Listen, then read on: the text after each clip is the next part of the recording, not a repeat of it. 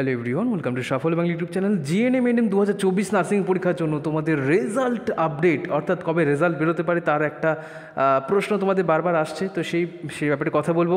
দেন counselling একটা রহস্য, কাউন্সেলিংয়ের ব্যাপারটা তোমাদের প্রচুর একটা অভাব রয়েছে, জানার অভাব রয়েছে যে স্যার কাউন্সেলিংটা হয় কীভাবে, এটা নিয়ে একটু বলুন। তো আমি এটা নিয়ে কথা বলবো, কিছু ট্রিক্স আছে যেগুলো তোমাদের জানা দরকার, বা কিছু ট্রিকি জায়গা আছে যেটা তোমাদের জানা দরকার, ঠিক আছে। কোন কলেজের কাট অফ কম তবু ভর্তি হয় না, এটা তো মানে কিছু আলাদা লেভেলেরই, ঠিক আছে। তোমাদের অবশ্যই প্রত্যেকে স্বাগত জানাচ্ছি সাফল্য বাংলায়। এরকম নতুন নতুন আপডেট জিএনএম এনএম নার্সিং সংক্রান্ত যদি জানার থাকে অবশ্যই চ্যানেলটা সাবস্ক্রাইব করো, ভিডিওটা প্রচুর লাইক করো, বন্ধুদের সাথে শেয়ার করো।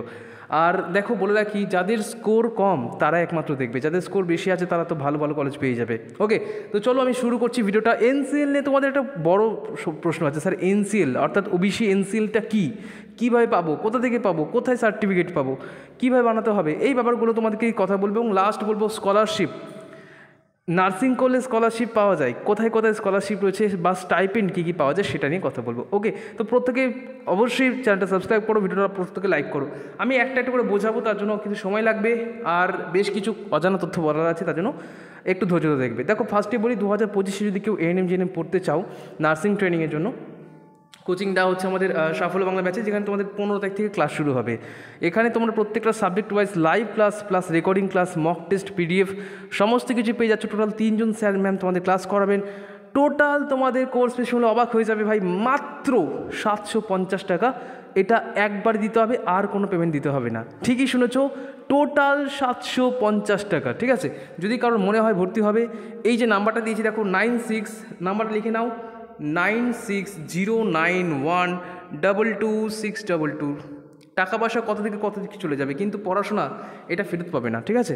আর এই কোর্স ফিটা পরবর্তীকালে আরও ইনক্রিজ হবে, এটা তোমাদের বলে রাখলাম, ঠিক আছে। এত কমে পশ্চিমবঙ্গে তুমি তো খুঁজলে হয়তো খুব কম জায়গায় পাবে যেখানে এত কমে কোর্স, মানে নার্সিং ট্রেনিং করানো হচ্ছে, ট্রেনিংয়ের জন্য একটা কোচিং দেওয়া হচ্ছে। তো যাই হোক, মাসে যেটা দেখতে গেলে 100 টাকার থেকে একটু বেশি হচ্ছে। তো এটা এতটাও মানে আমরা অতটা লো লেভেলে পড়াই না যতটা তোমরা ভাবছো। হয়তো অনেকেই পড়েছে, অনেকেই আমাদের এখান থেকে পড়াশোনা করে অনেক ভালো ভালো জায়গায় চাকরি করছে, বা অনেকেই আছে যারা আমাদের কাছ থেকে পড়ে এখন ট্রেনিং করছে নার্সিং, তার প্রচুর প্রমাণ তোমাদের দিয়েছি, ঠিক আছে। তো মেন হচ্ছে গাইডেন্স। টাকা ফিস এত কম স্যার, তার মানে হয়তো ভালোভাবে পড়ানো হয় না। তোমরা যদি একবার ভর্তি হও, আমি বলছি, নিশ্চিত বলছি যে তোমরা যদি ক্লাস করো তোমরা প্রেমে পড়ে যাবে ভাই। পড়াশোনার জন্য তোমাদের আর কাঁদতে হবে না। আমি সবসময় চেষ্টা করি যে কঠিন জিনিসটাকে যেন সহজ করে শেখানো হয়, ঠিক আছে। এইটা আমার আসল লক্ষ্য, এটা আমার মেন মোটিভ, আর সেই জন্য আমি কলেজে যাচ্ছি, চাকরি করছি, ঠিক আছে। তো যাই হোক, চলো আমি এবার ক্লাসটা শুরু করছি। দেখো ফার্স্টে বলবো তোমাদের রেজাল্ট কবে। দেখো রেজাল্ট নিয়ে যে প্রশ্নগুলো আসে না, এটা কিন্তু সবাই কিন্তু প্রেডিক্ট করছে, এটা কেউ নিশ্চিত করে বলতে পারে না, একদম যেটা বাস্তব কথা, এটা বোকা বানানো ছাড়া কিছুই না। রেজাল্ট যে কোনো মুহূর্তে বেরোতে পারে, যে কোনো দিন বেরোতে পারে। তার আগে তোমাদের একটা প্রসেস বলে দিই। রেজাল্ট বেরোনোর আগে তোমাদের একটা ফাইনাল অ্যান্সার কি বেরোবে, এই ফাইনাল অ্যান্সার কি বেরোনোর পর তোমাদের র্যাঙ্ক কার্ডটা দেবে, ঠিক আছে।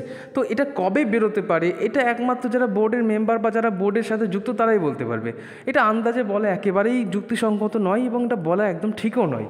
তো রেজাল্ট কবে বেরোবে এটা নিয়ে চিন্তা করে লাভ নেই, তোমরা এখন থেকে ডকুমেন্টগুলো রেডি করো। এবং বলে রাখি, ডকুমেন্টের মধ্যে মেন যে পার্টটা সেটা হচ্ছে এনসিএল। এইটা বানাতে সময় লাগে, এবং আমি নিজে বানিয়েছিলাম, সেটা কীভাবে বানিয়েছিলাম সেই প্রসেসটা তোমাদের বলবো। রেজাল্ট যে কোনো মুহূর্তে বেরোতে পারে, যে কোনো দিন বেরোতে পারে, কিন্তু তার আগে ফাইনাল আনসার কী বেরোবে, ঠিক আছে। এটা মাথায় রাখো, ফাইনাল আনসার কি বেরোনোর পরেই তবে রেজাল্ট বেরোবে, এখন কিন্তু রেজাল্ট নয়। ওকে, ক্লিয়ার হয়েছে আশা করছি। এটা যে কোনো দিনই বেরোতে পারে, ঠিক আছে। চলো এবার তোমাদের এই প্রসেসটা আমি একটা ভিডিওতে বলে দিয়েছিলাম, দেখে নেবে কী কী প্রসেস আছে, কাউন্সেলিং কীভাবে হয়, রেজিস্ট্রেশন কীভাবে হয়, এটা তো তোমাদের বলেছি আমি একবার, ঠিক আছে। এবার মেন জায়গা করে যাই যে কাউন্সেলিং রহস্যটা কী, অর্থাৎ কেন বললাম যে রহস্য এখানে একটা। দেখো ছেলেমেয়েরা না, প্রত্যেকের একটা মধ্যে না একটা কী বলবো, একটা কালো পট্টি বাঁধা আছে প্রত্যেকের চোখে। এটা একদম ঠিক শুনেছো, প্রত্যেকের চোখে কালো পট্টি বাঁধা আছে। কেন?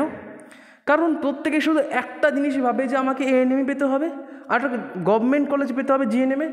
একটা জিনিস ভেবে দেখো, এমনও কিছু কলেজ আছে যেগুলো কিন্তু গভর্নমেন্টের মতোই সেম ফ্যাসিলিটি, গভর্নমেন্টের মতোই কিন্তু প্রায় কোর্স ফিটা সমান সমান, এবং যেখানে কাট অফ কম যায়, ছেলেমেয়েরা ওখানে অ্যাপ্লাই করে না, ওখানে জানেই না যে কলেজটার ব্যাপারে। তো আজকে সেই কলেজটার কথা বলবো, ঠিক আছে। আমি আগেই বলে দিই, বেশি ঘনিতা না করে, কারণ আমি বেশি ঘনিতা করতে পছন্দ করি না। ফার্স্টে বলে দিই কলেজগুলোর নাম। দেখো ফার্স্টে বলবো মা শারদা বলে একটা ইনস্টিটিউট আছে, সেখানে কিন্তু কোর্স ফি খুবই কম, আমি কোর্স ফিটা দিয়ে দিয়েছি। আর একটা দেখতে পাচ্ছি রামকৃষ্ণ মিশন, কোর্স ফি কত, 3 বছর টোটাল 2,71,000 এরকম কোর্স ফি আছে। আমি তোমাদের একটা ভিডিও দিয়েছিলাম, তোমরা হয়তো বলবে যে স্যার 2,71,000 টাকা কম কোথায় হলো? কিন্তু তুমি যদি এটাতে বেশি মনে করো তাহলে একটা জিনিস তোমাদের বলি, যখন তোমরা গভর্নমেন্ট কলেজের সুযোগ পাবে, আমি গভর্নমেন্ট কথাই বলছি, পিওর গভর্নমেন্ট, ঠিক আছে, সেখানে যদি তোমরা সুযোগ পাও, সেখানে কিন্তু তোমাদের 3 বছরে যদি একটা কোর্স ফি ধরা যায় বা পুরো যে খরচটা ধরা যায়, সেটা কিন্তু অলমোস্ট এর কাছাকাছি যাবে।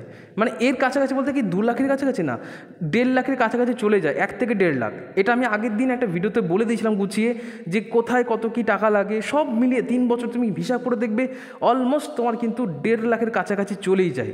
আমাদের একটা বোকামো স্বভাব কী জানো তো, আমরা শুধু ভাবি গভর্নমেন্টে করলেই বুঝি হয়তো চাকরি পেয়ে যাবো, প্রাইভেটে করলে চাকরি পাবো না। এটা বোকারা বলে ভাই, আমি অরিজিনালি বলছি। হ্যাঁ, এবার সবার একটা মেন উদ্দেশ্য প্রত্যেকের অবশ্যই হওয়া উচিত গভর্নমেন্ট কলেজ, কিন্তু গভর্নমেন্ট হলে পড়বো না বা গভর্নমেন্টেই পড়বো, জীবনে মানে শেষ হয়ে যাবে তাও আমি গভর্নমেন্টেই পড়বো, এটা মানে একটু বোকামো হয়ে যাচ্ছে। একটু স্মার্টলি ভাবো, যাদের স্কোর কম, যাদের স্কোর হচ্ছে 30-40-এর মধ্যে স্কোর, তো তুমি তো আর পাবে না গভর্নমেন্ট কলেজ।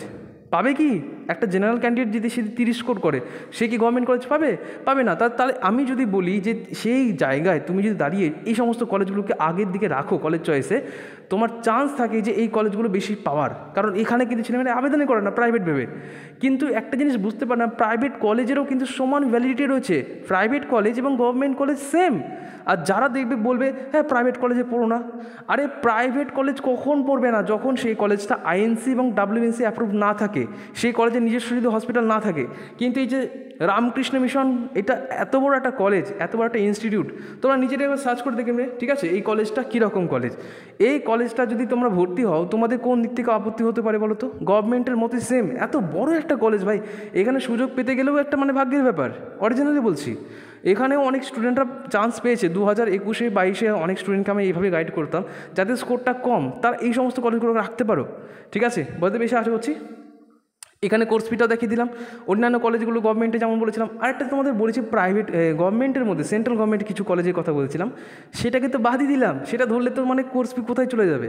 76,000 কত টাকা কোর্স ফি ছিল, তাও আবার হোস্টেল নেই।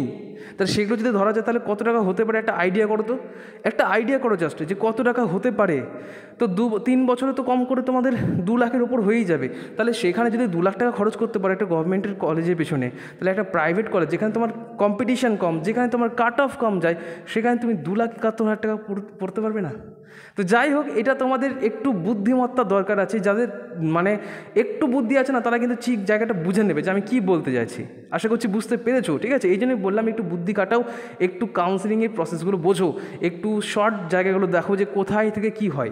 আচ্ছা বেশ, এটা গেলো জিএনএম এ। দেখো এএনএমে কথা যদি বলা যায়, এএনএমে কিন্তু কোনো কলেজে এরকম নেই যেখানে কাট অফ কমে আরেকটা কলেজে প্রচুর কাট অফ বাড়ে, এটা নয়। এটা যেহেতু সেন্ট্রালাইজড একটা কাউন্সেলিং হয়, সেহেতু প্রত্যেকটা কলেজেই তুমি যখন চয়েস করছো, প্রত্যেকটা কলেজেই তোমার কিন্তু একটা কাট অফের ব্যাপার আছে এবং সেটা ডিপেন্ড করে, ঠিক আছে। বাট ম্যাক্সিমাম ক্ষেত্রে সেমই থাকে, বুঝতে পারলাম। তাহলে যে যে কলেজগুলোতে কাট অফ কম যায় সেটা বললাম। এখানে ভর্তি হয় না অনেকে, অ্যাকচুয়ালি ভর্তি হয় না ভেবে যে প্রাইভেট কলেজ হয়তো উঠে যাবে, হয়তো খারাপ হবে, হয়তো টাকা পয়সা চাইবে। তুমি নিজে গিয়ে কথা বলে নেবে, এটা কোনো পেড প্রমোশন তো আর নয়। রামকৃষ্ণ মিশন এত বড় একটা কলেজ, ঠিক আছে। তো অনেকেই জানতো না ব্যাপারটা, জানালাম, একটু করে লাইক করো। এইটা যদি না করো তাহলে তোমাদের নিজেদেরই এটা পাপ বোধ করছো, এটা তোমাদেরই পাপ। কিন্তু সত্যি বলছি ভাই, এত কিছু করার পর যদি মানে একটু লাইক শেয়ার যদি না আসে, অথচ এতটা পরিশ্রম করছি, ঠিক আছে। এবার বলো যাদের স্কোর কম বলো, এবার দেখো বলে রাখি, এখানে কিন্তু পড়লে আরেকটা জিনিস বলি, স্কলারশিপের ব্যাপারটা, ঠিক আছে। স্কলারশিপের ব্যাপার আছে এখানে, যেমন তোমার আমি বলে রাখি প্রত্যেকটা গভর্নমেন্ট প্রাইভেট যে সমস্ত কলেজগুলো এনলিস্টেড থাকে প্রতিটা স্কলারশিপের জন্য, যেমন তোমার বলে রাখি Swami Vivekananda merit cum means scholarship, খুবই ফেমাস একটা স্কলারশিপ, যেখানে বা বিবেকানন্দ স্কলারশিপ যেটা তোমরা জানো, যারা যারা এলিজিবল, যেমন বলে রাখি কোনো ড্রপ আউট হওয়া যাবে না। তোমার ক্লাস 12-এর পর যদি সে ডিরেক্ট ভর্তি হয়, সেক্ষেত্রে তাদের একটা ছাড় থাকে, মানে তাদেরকেই দেয় আর কি। এবং তারা যে স্কলারশিপের অ্যামাউন্টটা পায় সেটা কিন্তু 12,000 টাকা করে, ঠিক আছে। তা 3-12-36,000 টাকা তুমি শুধুমাত্র স্কলারশিপে পেয়ে যাচ্ছ। এছাড়া বলে রাখি যারা SC ST OBC আছে, তাদের কিন্তু একটা ওয়েসিস বলে স্কলারশিপ পাওয়া যায়, এই স্কলারশিপ পাচ্ছ। এছাড়া অনেক প্রাইভেট স্কলারশিপগুলো হয়, আমি প্রাইভেট স্কলারশিপ ধরছি না, কারণ ওখানে না পাওয়ার সম্ভাবনা থাকে, পাওয়ারও সম্ভাবনা থাকে, তো সেটা আমি ধরছি না। তাহলে দুটো যদি স্কলারশিপও ধরা যায়, বা একটা ধরছি আমি, ধরো মেরিট কাম মিন্সই ধরছি, সেখানে কিন্তু অনেকটা রিল্যাক্সেশন হতে পারে, যে একটা স্কলারশিপ পাচ্ছি মানে আমার পড়াশোনার প্রতি যে আমার চাপটা আসছে, সেই চাপটা আসবে না। বোঝাতে পেরেছি আশা করছি। তাহলে স্কলারশিপ ব্যাপারটা বোঝা গেল। এএনএম এর ক্ষেত্রে কিন্তু কোনো স্কলারশিপ পাওয়া যায় না, শুধুমাত্র একটা স্টাইপেন্ড পাওয়া যায় 500 টাকা করে প্রতি মাসে, ঠিক আছে। এবং জিএনএম এর ক্ষেত্রে দেয় 6 মাস পর, কোর্স শেষ হওয়ার 6 মাস আগে থেকে। এটাকে ইন্টার্নশিপ পিরিয়ড বলে, যে ইন্টার্নশিপ পিরিয়ডে তখন তোমাদের 6 মাসের 500 টাকা করে দেয়, ঠিক আছে। এটা জিএনএম এর ক্ষেত্রে। আর এএনএম এর ক্ষেত্রে কি, এএনএম এর ক্ষেত্রে তোমাদের কিন্তু কোর্স শুরু হওয়ার সঙ্গে সঙ্গেই তোমাদের কিন্তু এই 500 টাকা প্রতি মাসের এটা কিন্তু অ্যাড হতে শুরু করে। এবার এই 500 টাকা তোমাদের প্রতি মাসে কিন্তু দেবে না যে চলো 500 টাকা, 1 মাস হয়ে গেল চলো 500 টাকা নিয়ে যাও, আবার পরের মাস হলো এই না 500 টাকা নিয়ে, এরকমটা নয়। এদের একটা কী বলো তো, একটা সিস্টেমে চলে। ধরো আমি 3 মাস পর দিয়ে দিলাম বা 4 মাস পর একটা লটে লটে দিলাম, এরকম ব্যাপারটা থাকে, ঠিক আছে। এটা এএনএম এর ক্ষেত্রে। জিএনএম এর ক্ষেত্রে ব্যাপারটা আলাদা। জিএনএম এর ক্ষেত্রেও তাই। জিএনএম এ তোমাদের 3 বছরের তোমাকে 500 টাকা করে দেবে না, কিন্তু তোমাকে দেবে 6 মাস, লাস্ট যে 6 মাস থেকে সেই 6 মাস তোমাদেরকে ইন্টার্নশিপ হিসেবে তোমাদের কিন্তু 500 টাকা করে দেবে, ঠিক আছে। এটা করে জিএনএম এর ক্ষেত্রে বলতে পারলাম আশা করছি। আর স্কলারশিপ শুধুমাত্র জিএনএম এর জন্য দেওয়া হয়, এএনএম এ কিন্তু কোনো স্কলারশিপ নেই। ক্লিয়ার? তাহলে স্কলারশিপ ব্যাপার বোঝা গেল। কাউন্সিলিংয়ের একটা তোমাদের বলে দিলাম যে কাট অফ কোথায় কম যায়, ছেলেমেয়েরা বেশি ওইখানেই তোমাদের ভুলটা করে ম্যাক্সিমাম ছেলেমেয়েরা। দেখুন যখন দেখবে লাস্টের মুহূর্তে হবে না 30-40 করে, তখন বলবে স্যার ভুলই করলাম, এটা যদি একটু শুনতাম। তো এই জিনিসটা যেন না হয়, পরে আফসোস যেন না হয়। দেখো একটা হয় সঠিক পদ্ধতিতে প্রচেষ্টা, সেখানে বিফল হলেও মানুষ কিছু বলে না, ঠিক আছে চলো চেষ্টা করেছে। কিন্তু আরেকটা হয় মানে সে কোনো দিন সাকসেসফুল হবে না ওই জায়গাটা গিয়ে। মানে একটা সঠিক গাইডেন্স বা সঠিক যদি তুমি একটা কাঁটা দিয়ে কাঁটা না তুলতে পারো না, তখন ব্যাপারটা অন্যরকম হয়ে যাচ্ছে, বুঝতে পারলাম। মানে চেষ্টাটা তোমার বৃথা হয়ে যাবে। আশা করছি ক্লিয়ার হয়েছে।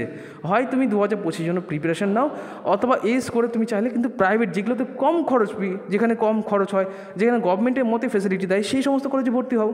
বুঝতে পেরেছি আশা করছি। বেশ, এবার এনসিএল সার্টিফিকেট নিয়ে বলি। দেখো যাদের ওবিসি আছে একটু কমেন্ট করে দেবে কার কার ওবিসি আছে। ওবিসি যাদের সার্টিফিকেট আছে তোমাদের কিন্তু একটা বেনিফিট আছে। কি বেনিফিট? এই বছর না হোক পরের বছর হয়তো আরও বেশি তোমরা বেনিফিটটা বুঝতে পারবে। তোমরা জানো এই যে ওবিসি এনসিএল, ওবিসি যাদের পরে অ্যাড হয়েছে তাদের কিন্তু ওটা বাতিল করবে, এটা একটা মানে বিচারাধীন অবস্থায় রয়েছে সুপ্রিম কোর্টে। তো আমি সেটা নিয়ে কোনো কথা বলবো না, আমি বলবো শুধুমাত্র এনসিএল সার্টিফিকেট।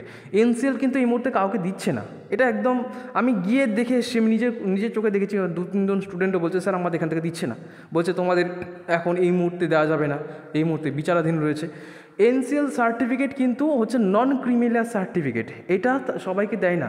সমস্ত ওবিসি ক্যাটাগরি কিন্তু এই এনসিএলের মধ্যে আসে না। এর মধ্যে কিছু ভাগ আছে, ঠিক আছে, কিছু কিছু সেন্ট্রাল কিছু লিস্ট আছে, ঠিক আছে। সেই লিস্টের মধ্যে তোমার যদি নাম থাকে তবেই তুমি এনসিএলের অন্তর্ভুক্ত, তাছাড়া কিন্তু নয়। এবার যদি বলো স্যার কমেন্ট আসে, হ্যাঁ স্যার আপনি দিন যে কোন কোন লিস্টগুলো সেন্ট্রালের মধ্যে পড়ছে, সেন্ট্রাল গভর্নমেন্ট কোনগুলোকে সেন্ট্রাল ওবিসির মধ্যে রেখেছে, সেগুলোই শুধুমাত্র কিন্তু এনসিএলের মধ্যে আসে, ঠিক আছে। সব ওবিসি কিন্তু এনসিএল নয়, আমি আবারও বলছি সবগুলো ওবিসি কিন্তু এনসিএল নয়। ওখানে ওবিসি এ ওবিসি বি এরকম কোনো ব্যাপার নয়। তোমার যদি তোমার যে সাবকাস্ট, ঠিক আছে, একটা হয় কাস্ট, একটা সাবকাস্ট। তো সাবকাস্ট যেটা থাকে, যেমন ধরো কারোর কুম্ভকার থাকলো, কারোর হয়তো হেলেকৈবর্ত থাকলো, কারোর হয়তো চাষি থাকলো, এরকম অনেক সাবকাস্ট থাকে। তো সেই সমস্ত সাবকাস্টগুলো যদি ওখানে এনলিস্ট থাকে, ওর মধ্যে যদি লিস্টে নাম থাকে, তবে গিয়ে তুমি এখানে আবেদন করতে পারো এবং তারপর তোমাদের কিন্তু এই এনসিএল সার্টিফিকেট দেয়। আমার নিজের একটা এনসিএল সার্টিফিকেট আমি বানিয়েছিলাম 2 বছর আগে, তো ওখানে বেশি কিছু ঝামেলা হয়নি। আমি গিয়েছিলাম, আমি দেখালাম যে একটা সার্টিফিকেট আর এই কারণের জন্য আমার ওবিসি এনসিএল সার্টিফিকেটটা লাগবে। তো ওনারা বললেন ঠিক আছে আপনি 2 দিন পর আসুন, আপনাকে দিয়ে দেওয়া হবে। একটা ডেট দিয়ে দিয়েছিলো, সেই ডেটে এসে আমি সেটা সংগ্রহ করি। আর এখানে বলে রাখি এখন কিন্তু এই ব্যাপারটা একটু সমস্যাবহুল হতে পারে, কারণ সাম্প্রতিককালে তোমরা দেখেছো যে ওবিসি কিন্তু যাদের 2010, এখানে একটা বিভ্রান্ত সৃষ্টি হয়েছে। বিভিন্ন নিউজ মিডিয়াগুলো কিন্তু বলছে 2010-এর পর সমস্ত মানে সমস্ত যে এগুলো সার্টিফিকেট সবই বাতিল, কিন্তু এটা সত্য নয়। সত্য হচ্ছে যে কিছু সাবকাস্ট আছে যাদেরকে, বা বলতে পারো কিছু মানে 2010-এর পর যে সমস্ত সাবকাস্টগুলো অ্যাড করেছে সেগুলোকে বাতিল করা হয়েছে। এটা একটা মানে বিভ্রান্ত ছড়ানো হয়েছে, আমি নিজে বিশ্বাস করি। কারণ আমি যে সমস্ত বড় বড় জায়গায় দেখেছি, নিজের মানে নোটিশটা দেখেছি, সেখানে কিন্তু এটাই বলা হয়েছে যে 2010-এর পর যে সমস্ত সাবকাস্টগুলোকে অ্যাড করা হয়েছে, না তো সমস্ত সার্টিফিকেট। এটা ভুল কথা, ঠিক আছে, বুঝতে পারছি আশা করছি। তো সার্টিফিকেট সবার বাতিল হয়নি কিন্তু। তো এবার যাদের ভ্যালিড আছে তার মধ্যে যাদের তোমার হচ্ছে গিয়ে এনসিএলের মধ্যে পড়ছো, তাদের সেন্ট্রালের মধ্যে পড়ছো, তাদের কিন্তু বেনিফিট আছে। নেক্সট ইয়ার থেকে দেখবে, আমি বলে রাখলাম নেক্সট ইয়ার এমন হবে যে ইডাব্লিউএসের থেকে তোমাদের বা ইডাব্লিউএসের সমান সমান কিন্তু কাট অফ যেতে পারে ওবিসিতে, এটা বলে রাখলাম, বাজিমাত হতে পারে, এটা আমি তোমাদের বলে রাখলাম। কেন? কারণ এখানে অনেক ছেলেমেয়েরা কিন্তু আর ওবিসি হিসেবে আবেদনই করতে পারবে না পরের বছর থেকে। এই বছর তো হয়ে গেছে, এই বছর তো তোমাদের অনগোয়িং প্রসেসের মধ্যে রয়েছে, পরের বছর আমার মন বলছে, কারণ এখানে অনেক ছেলেমেয়েদের প্রায় 5 লক্ষ তো বলা হচ্ছে, এবার তার মধ্যে কী আছে না আছে এখনই বলতে পারছি না। তবে এই জিনিসটা আমার মনে হয় পারতপক্ষে যে এবার কিন্তু যে বাড়ন্ত কাট অফ একটা বাড়ন্ত দেখা যেত, সেটা কিন্তু আর মনে হয় পরের বছর থেকে দেখা যাবে না। ঠিক আছে? তো এই ছিল আমার পুরো প্রসেসটা। আমি যে বিষয়গুলো বলার ছিল সবগুলো বললাম তোমাদের, আশা করছি ভালো লেগেছে। আর যদি তোমাদের আরও অন্য কোনো কোয়ারি থাকে সেটা কমেন্ট করে দেবে, আমি সেই বিষয়টা নিয়ে কথা বলবো। থ্যাংক ইউ সবাইকে, নমস্কার।